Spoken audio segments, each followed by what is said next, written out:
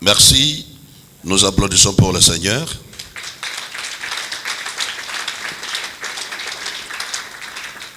Merci d'être venu pour cette formation sur la prière. Aujourd'hui, nous allons parler de la prière. Le problème actuellement dans l'église de réveil et pour beaucoup de chrétiens, c'est d'abord de comprendre entre la prière et l'église. Les gens qui viennent à l'église, ce n'est pas forcément des gens qui prient. Nous devons, nous, chrétiens, en notre peau et surtout en qualité de disciples de Jésus, comprendre la différence entre la prière et venir à l'église. Nous venons à l'église, nous partons à l'église, mais moins de gens sont ceux-là qui prient. Nous allons, avec vous, dans la Bible, Luc chapitre 11, comprendre la valeur qu'a la prière par rapport à la foi chrétienne. Nous lisons Luc chapitre 11, le verset 1er au 4e verset, je lis au nom de Jésus. Jésus priait un jour en un certain lieu. Lorsqu'il eut achevé, un de ses disciples lui dit, « Seigneur, enseigne-nous à prier comme Jean l'a enseigné à ses disciples. » Il leur dit, « Quand vous priez, dites, « Père, que ton nom soit sanctifié, que ton règne vienne. Donne-nous chaque jour notre pain quotidien. Pardonne-nous nos péchés, car nous aussi nous pardonnons à quiconque nous offense. Et ne nous induis pas en tentation. » Parole du Seigneur. Amen. Acclamons pour cette bonne parole des Écritures. Là, nous venons de suivre Jésus avec ses disciples. J'ai déjà eu, lors de nos émissions passées, évoqué ce problème. Mais c'était d'une façon abrégée, une façon un peu raccourcie, résumée sur la prière. De là, nous devons commencer à définir la prière. Nous disons la prière, c'est d'abord le cœur de l'homme qui se répand de la présence de Dieu. Nous ne voulons pas définir la prière selon le sens de dictionnaire, mais plutôt dans le sens pratique. La prière n'est pas une théorie, mais la prière, c'est la pratique. Ainsi, la prière, c'est le cœur de l'homme qui se répand dans la présence du Seigneur. Premièrement. Deuxième, c'est le dialogue entre l'homme et son Dieu. Troisième, nous disons, la prière, c'est également une école en elle-même et pour elle-même. La prière étant une école, donc la prière doit s'apprendre, ou on doit apprendre la vie des prières. Dommage pour plusieurs personnes, les gens viennent à l'église, mais les gens ne se donnent pas à la prière. Voilà ce qui se passe. Parmi nous, beaucoup fréquentent l'église, mais beaucoup ne prient pas. Mais par rapport au verset que nous venons de lire, il y a aussi des gens qui fréquentaient une église, c'est-à-dire Jésus, je le symbolise comme une église, les rassemblements, parce que nous disons de l'église, corps du Christ. Les disciples vivaient et marchaient avec Jésus, mais voilà un jour, ils se sont préoccupés de la vie de prière. Je me demande, c'est comme un enfant qui a des parents riches, des parents qui ont des moyens, des parents qui lui ont bourré d'argent dans des banques, des parents qui ont gonflé ses comptes, des parents qui lui ont tout donné. Mais voilà un enfant pareil, il vient encore à demander à son papa, papa, je vais travailler, mais pas m'occuper de ce que tu as. Pas de me contacter de ce que tu as. Je voudrais également travailler. Voyez les disciples, avaient-ils une raison de chercher à prier pendant que s'il s'agissait de miracles, c'est Jésus qui les faisait. Des délivrances, c'est Jésus. Tout était accompli et fait par Jésus. Curieusement, je vois ici les disciples, il dit à Jésus, mais pas tous les disciples, mais un disciple, il a dit à Jésus, Seigneur, apprends-nous à prier comme Jean a appris à ses disciples. Cela veut dire, les disciples, premièrement, observer la vie de prière des disciples de Jean. C'est-à-dire, dans votre vie, vous devez observer comment les autres prient. Avant de dire que je suis un homme de prière, regarde ceux qui sont devant, ceux qui sont aux côtés de toi, comment se présente leur vie de prière. Ils ont dit, Jésus, apprends-nous à prier comme Jean, il a appris à ses disciples. C'est-à-dire, les disciples voulaient apprendre sur la prière.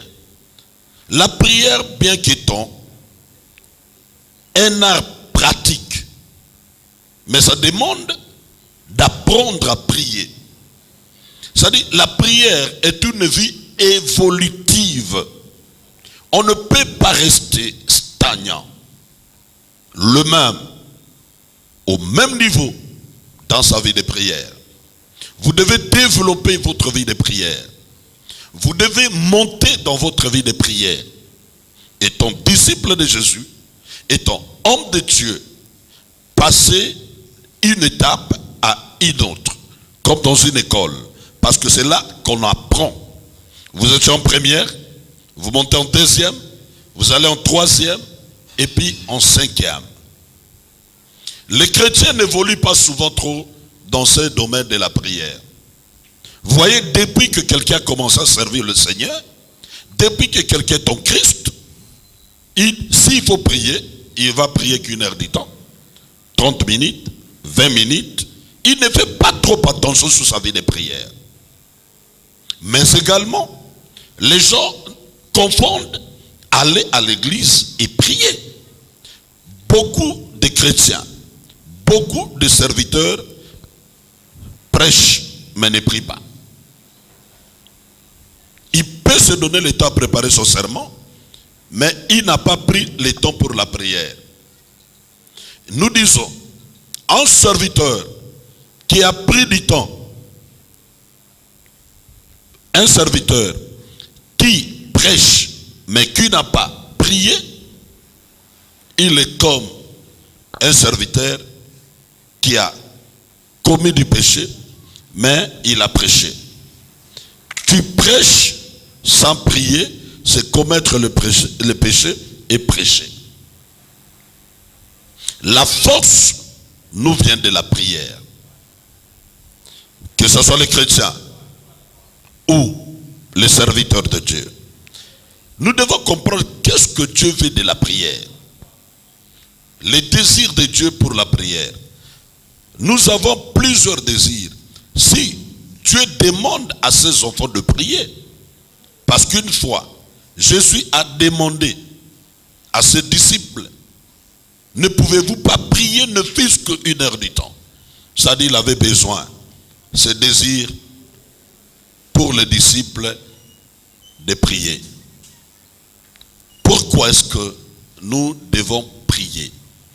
Pourquoi Dieu demande aux gens de prier? Pourquoi est-ce que Christ a enseigné aux disciples la prière? Le désir de la prière, c'est quoi? Ce que Dieu veut. La première des choses, en priant, Dieu veut dans cette vie que vous ayez une pensée positive.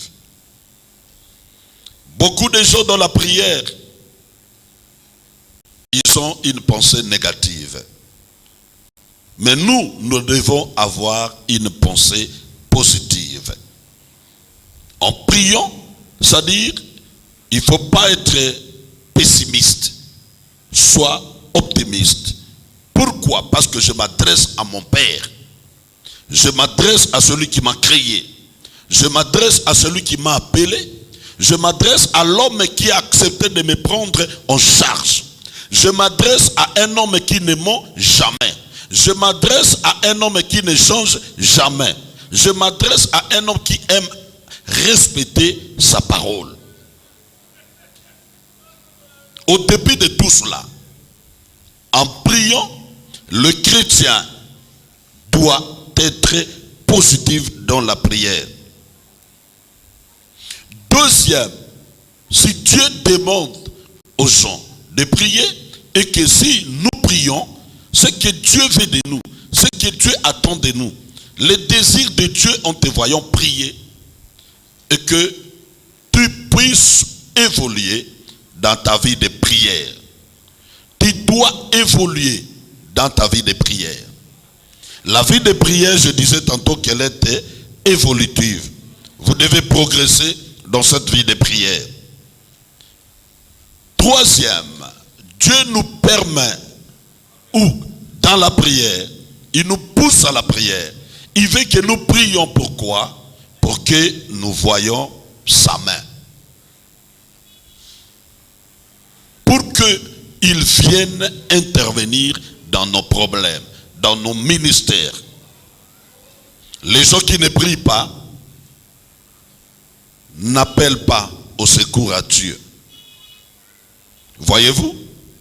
Bartimée, Jésus passait par là. Pensez-vous que Jésus ne savait pas que Bartimée était aveugle? Mais il attendait que Bartimée puisse prier. Que Bartimée puisse l'appeler. Bartimée puisse entrer en contact avec lui. Tu as des difficultés. Tu as des problèmes. Mais de quelle façon Dieu peut-il venir en aide? Il ne peut venir t'aider. Il ne peut élargir sa main que par la prière. Quand tu pries, tu l'appelles, Dieu vient agir. La prière également nous permet, Dieu le veut, pour établir, ça c'est comme quatrième, notre vie de prière sur la parole. Que ta prière soit basée sur la parole. Il ne faut jamais faire la prière sans tenir compte de la vie de la parole. Cinquième, c'est pour demander en son nom. Dieu veut qu'en priant son désir, que tu demandes à son nom, afin de recevoir, pour que notre joie soit parfaite. Voilà, bien-aimés dans le Seigneur. Nous devons faire attention. Nous devons prier. Dieu attend de nous de ces 5 points, 5 éléments importants sur la prière. Mais maintenant, le problème se situe comment prier et à qui prier.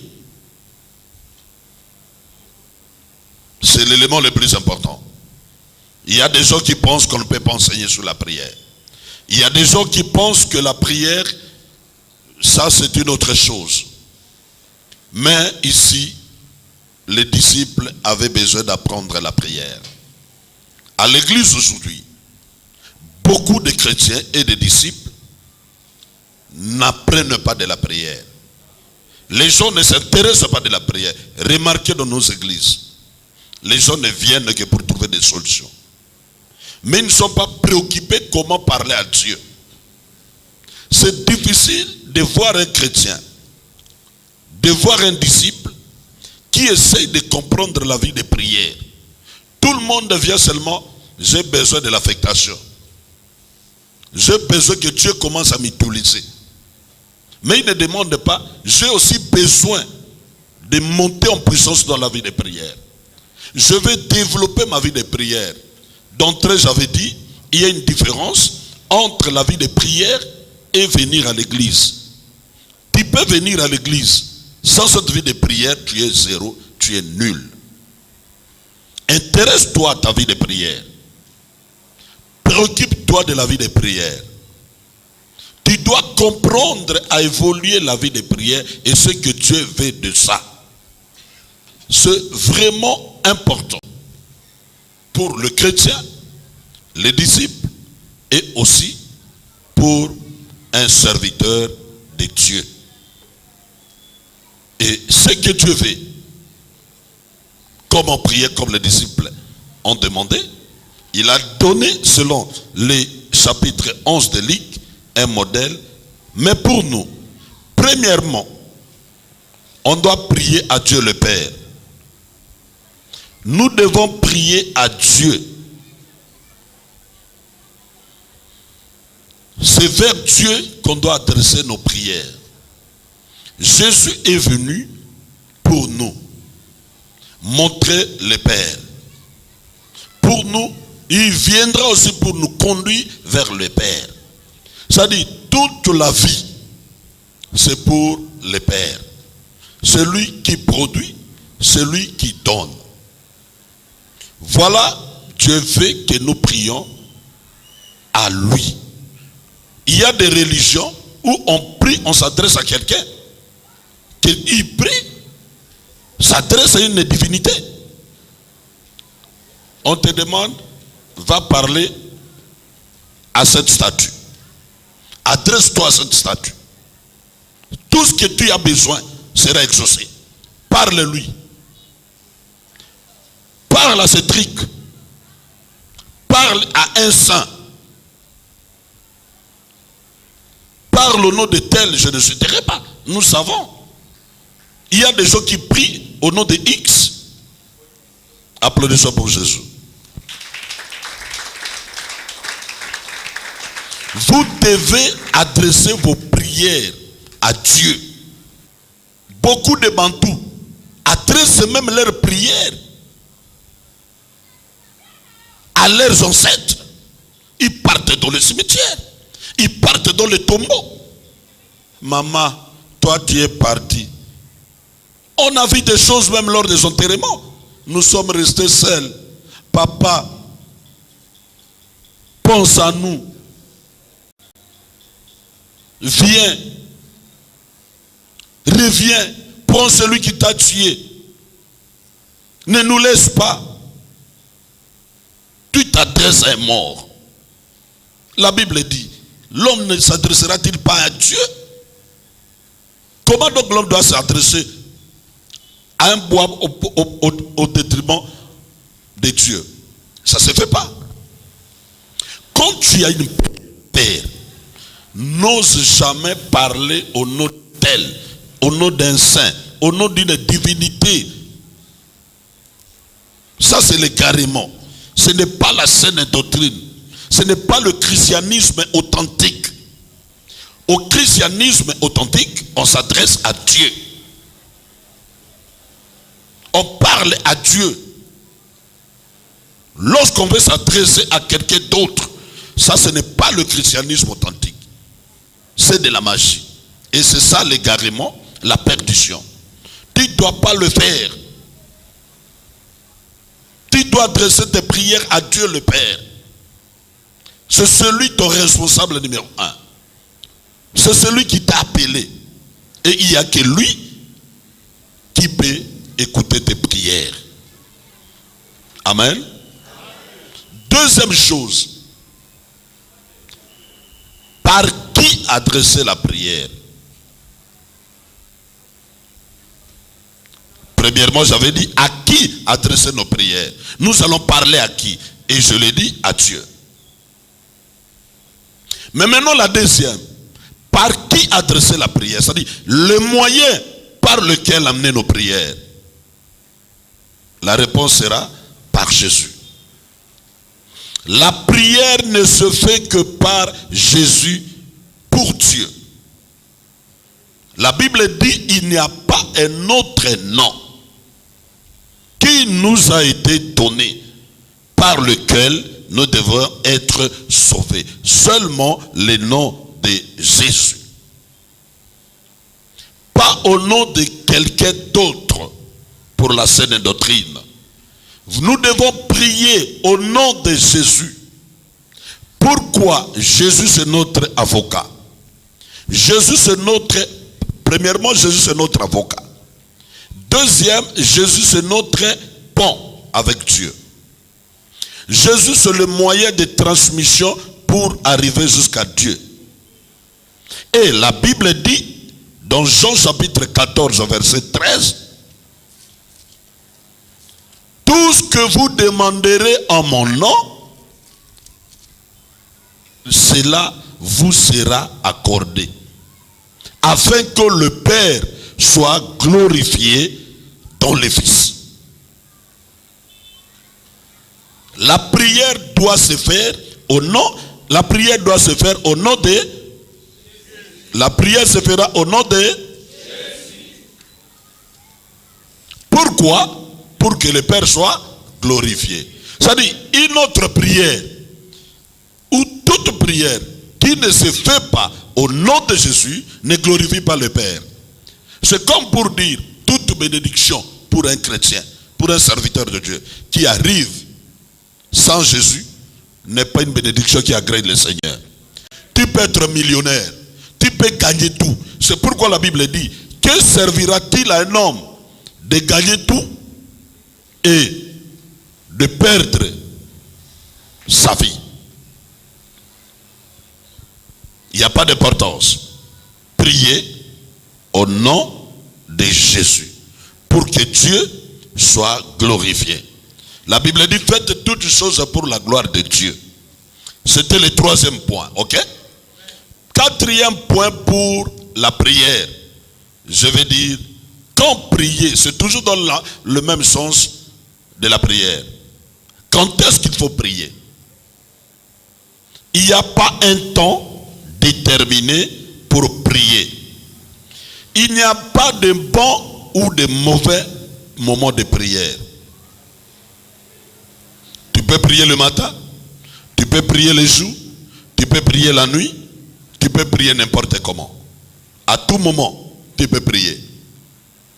Le temps de la prière n'est pas défini. Le temps de la prière n'est pas défini. Vous devez comprendre que Dieu sait ce qu'il veut faire. Priez n'importe quel moment.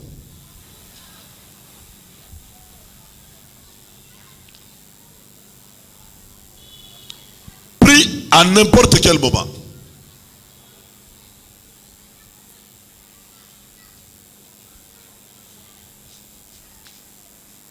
Il ne faut pas dire non, on doit prier. C'est comme ça que beaucoup de gens ne prient que la nuit.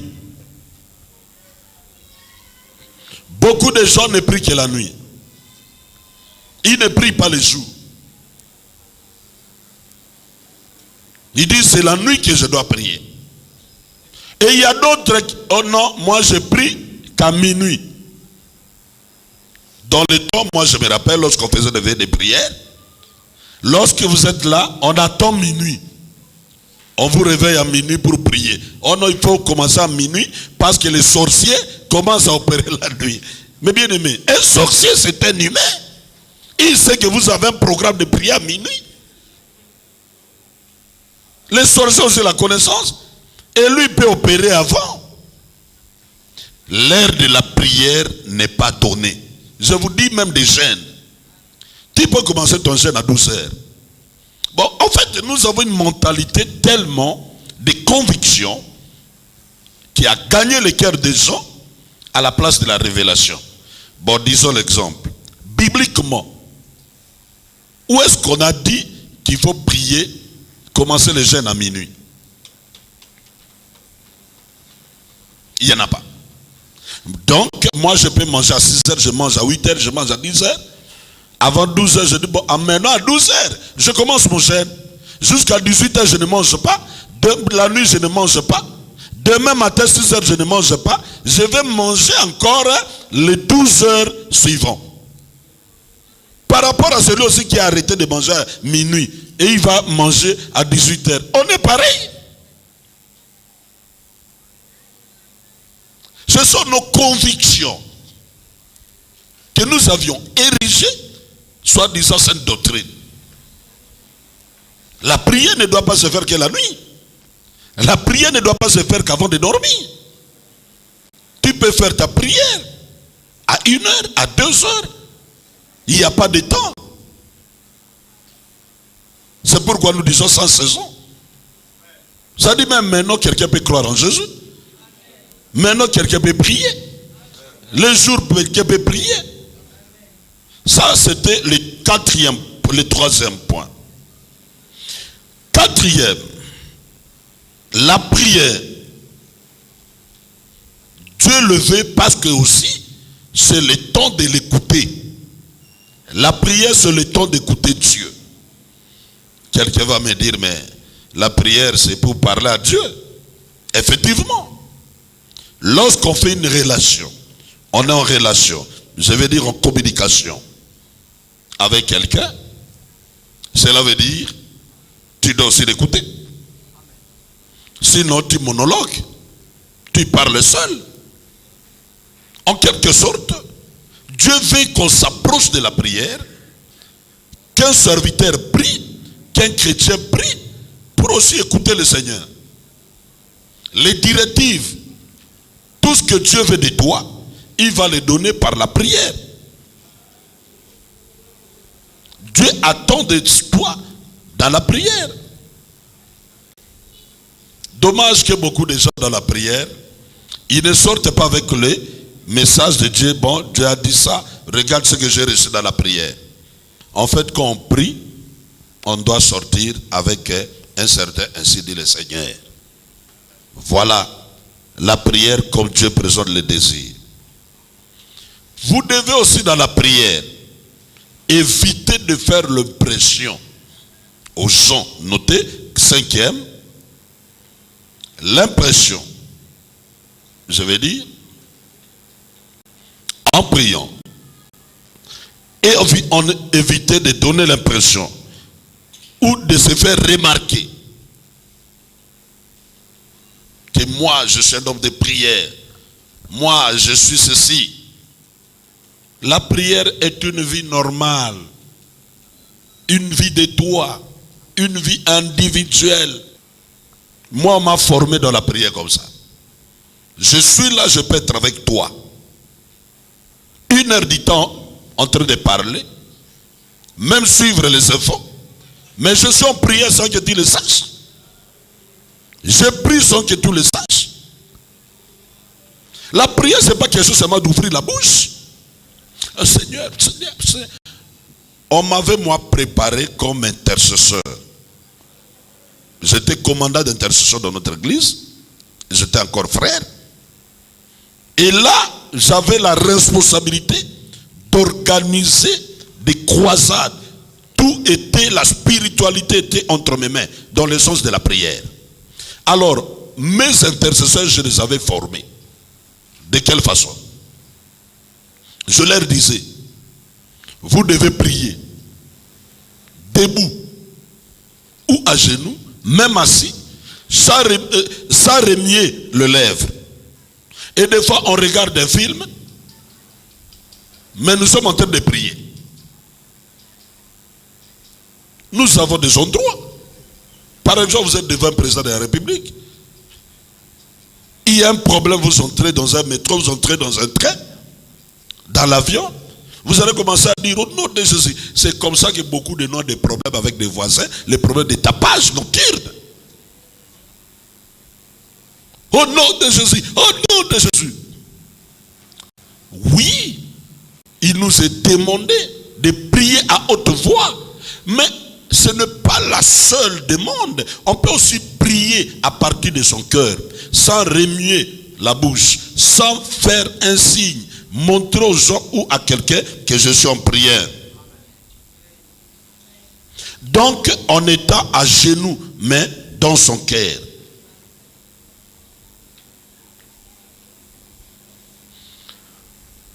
Cinquième élément, la prière c'est aussi un problème de la disponibilité.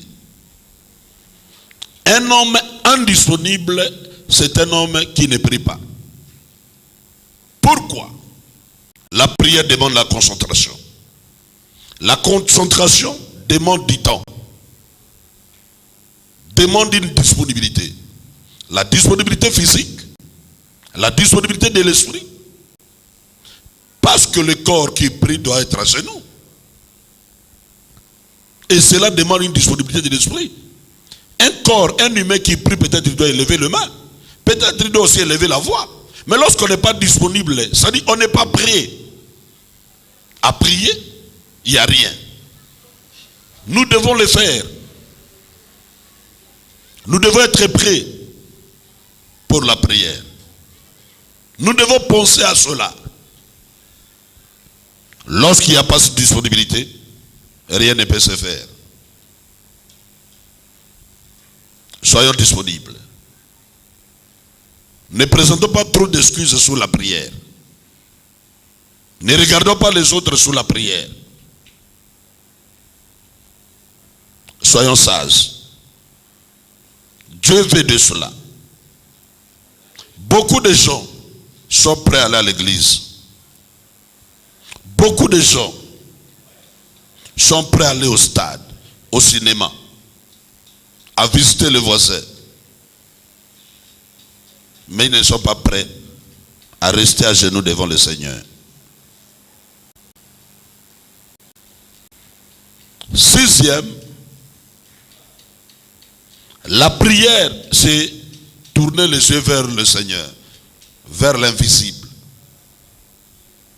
Vous devez vous rendre compte, vous n'avez pas besoin de voir quelqu'un pour adresser une prière. Mais un Dieu qui ne se voit pas. Tu parles à une personne que tu ne vois pas. Tu dois tenir compte de cet élément dans votre prière. C'est important de comprendre. Tiens compte de cet élément dans la prière. Lorsqu'on ne tient pas compte de l'élément de la prière, on ne peut pas bien faire sa prière. Fais bien ta prière, sachant que Dieu, il veut que il soit représenté en moi invisiblement et non physiquement. Donc il n'est pas important de porter des chaînettes, des croix, de dire que c'est ça Dieu. Il représente Dieu dans ma vie. Et c'est là que je vais dire aux gens qui ont l'habitude de dormir avec la Bible dans leur chevet pour la protection. Ça c'est l'idolâtrie. Et ce n'est pas le christianisme authentique. Acclamons pour le Seigneur.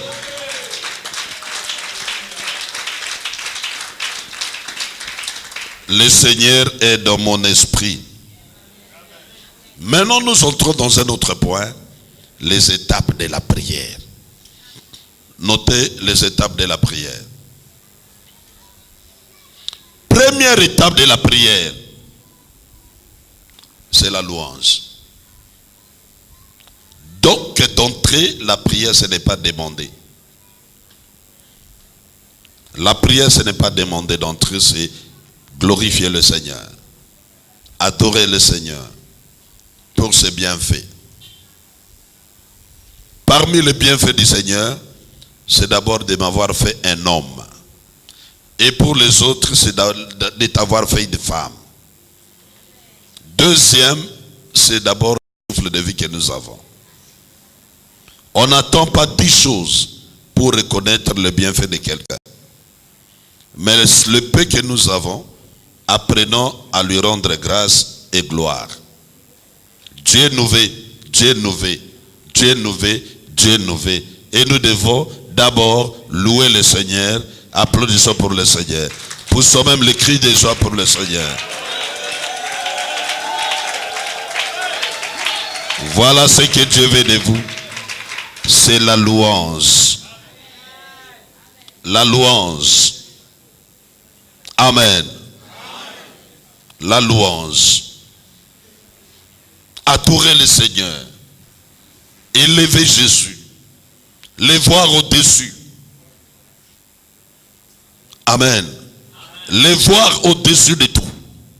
Voir qu'il est au-dessus. C'est très important. Si nous pouvons encore acclamer pour le Seigneur.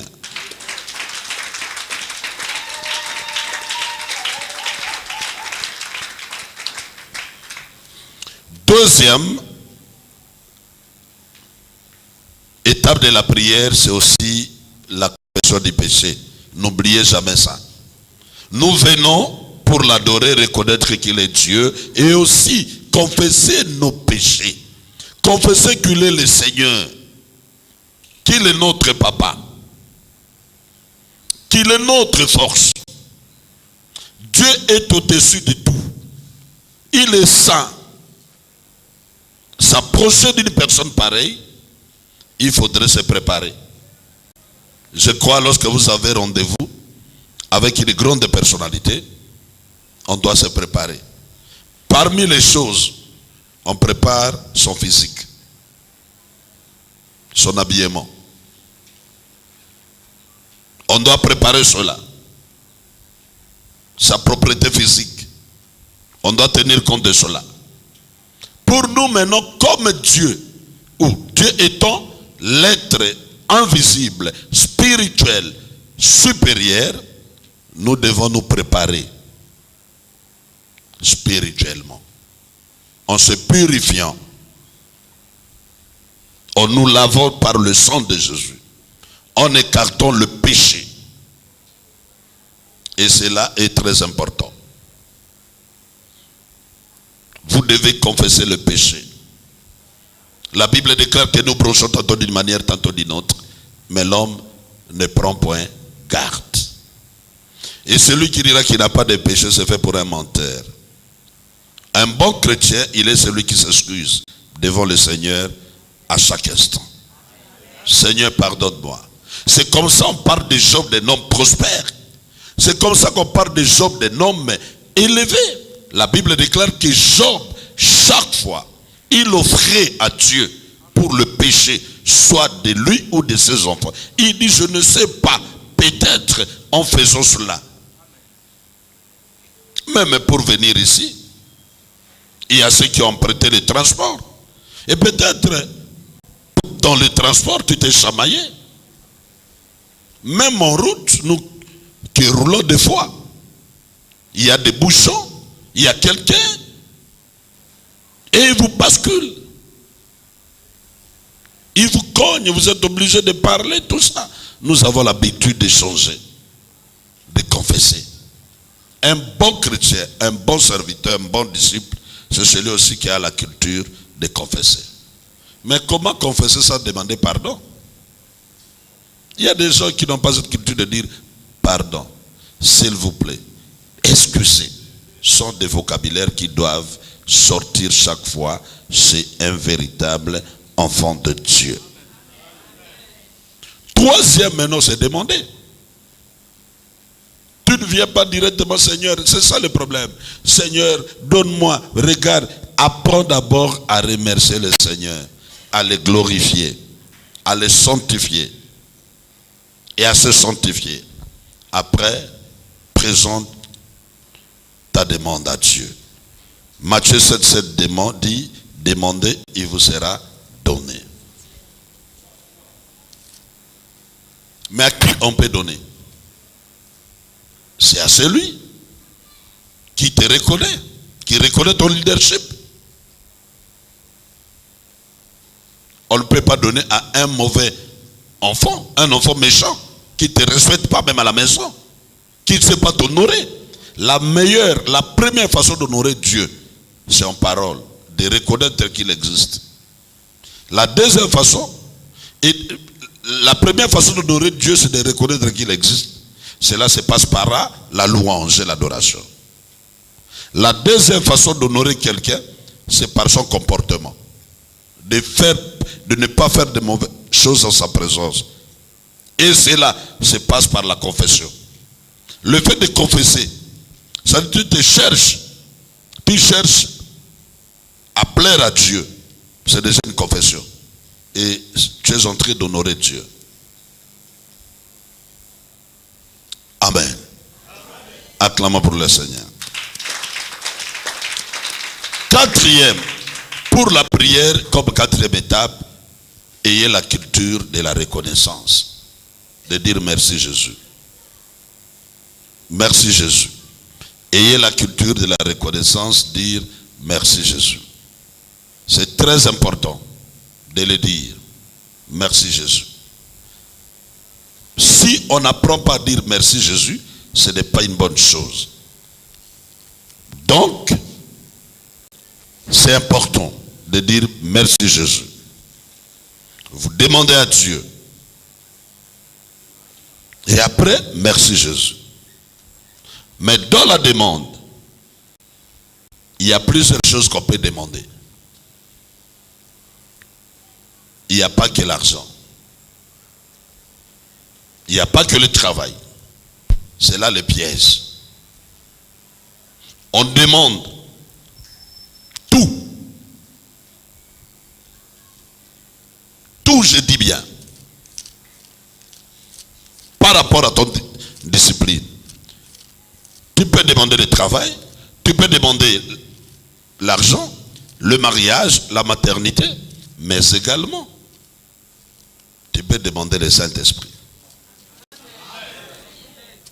Dans la demande de la prière, Seigneur, remplis-moi. Voyez les disciples, après la Pentecôte, quand ils sont entrés en prière, ils n'ont pas demandé de voiture. Ils n'ont pas demandé de l'argent. Mais ils ont demandé, ils ont dit, Seigneur, donne à tes serviteurs la puissance, la plénitude, pour qu'ils annoncent l'évangile avec assurance. Et le Saint-Esprit était descendu.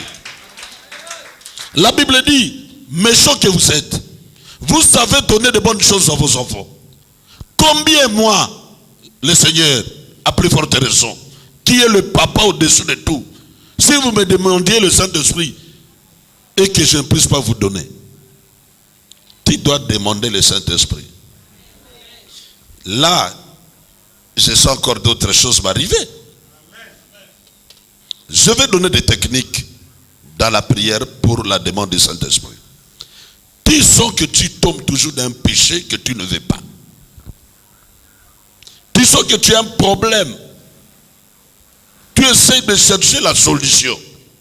Tel que Djambe, Longolanga Lissumoyo. Dieu, tire-moi de ces péchés. La meilleure des façons, c'est de ne pas demander qu'on tire ces péchés. Ça ne partira pas. Mais demande, Seigneur, remplis-moi du Saint-Esprit. Quand le Saint-Esprit te remplit, la vie des péchés va te fuir. La vie des péchés va tomber. Nous oublions.